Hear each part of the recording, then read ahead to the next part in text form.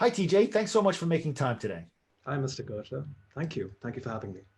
Hey, I've got a couple of questions for you, and I'd like to start by asking you very simply, what is your background? All right. I did my engineering in India. I'm an engineer. I'm an electronics and telecommunications engineer. I did my master's in Carnegie Mellon, where I did engineering and technology innovation management, sort of bringing in a blend of the engineering side and the management side of things. And most of my work till now has been in startups. Um, uh, I worked with, after I graduated from Carnegie Mellon, I worked with a chatbot company as a product manager, bringing a new chatbot, which was originally a PhD project of two students in Carnegie Mellon, and bringing that to market. And now I'm working as a consultant, as a tax consultant in EY. Excellent. Can you share with me a little bit of a business challenge that you faced in your career? Yeah, sure. So I'm working with a client now. It's pretty much of a real life challenge that I'm actually going through right now. I'm working with a client where one of the projects that we have picked up on after the project that I was staffed on right after I joined was actually started sometime 1.5 years ago. And 6 months into the project, it was left off. Um, and now, it's a application where the client generates investor reports, and it's only generated quarterly. So they needed 2 or 3 times a year. So after they started it off, they just did not need it. EY did not pick it up, but now sometime in January, February, or March, beginning of this year, in Q1 of this year, they needed the application all over again. And the whole development team that built the application 1 year ago is now not part of the project. And as you may know, with code, you need the original developers. If someone writes code, you generally need them on the team to understand what really has gone down. Because if someone else picks it up, who is not familiar with their style of coding or not familiar with um, the design or the business requirements of the application, it's pretty tough to pick up.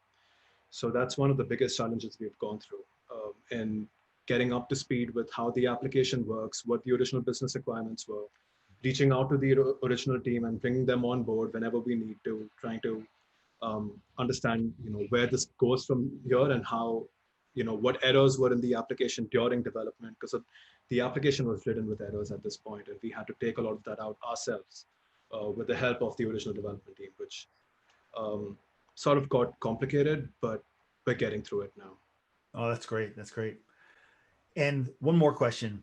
What business networking advice would you have for others? Sure. So I follow this guy called Tim Ferriss on YouTube, and I'm a big fan of him. I listen to his podcast. He's invested in Silicon Valley with a net worth of over $100 million, investing in Snapchat, early invested in Snapchat, Uber, Lyft, and a lot of his advice is something I really enjoy following. So I'm going to speak about what he said because I think that's great advice. With networking, his biggest tip and something that he stands by a lot is to go narrow and to go long. And what that means is to build deep relationships over a long period of time with specific people.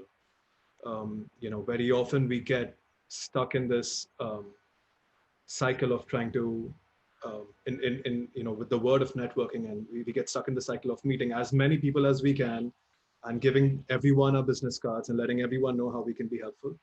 But if you build deep, narrow relationships where you're able to cultivate that and provide specific value, specific knowledge and value to that person, that generally has much better outcomes. And that actually helped me get my job too, doing specific exactly that. One of the projects in CMU was with blockchain, which was with EY, and I wasn't on that project, but I had to learn about, I learned about blockchain through that project, and I got to know of the person from EY who was leading that project. I built a relationship with that person, and I'm working in EY today because of my relationship with that person. I was able to connect with people inside of EY and even my current team through that person, um, which was something that was directly picked up from that philosophy of going narrow and going long. Oh, that's great. Awesome. TJ, thank you so much for sharing your wisdom and insight, and congratulations on the job. And thank you again. Thank you.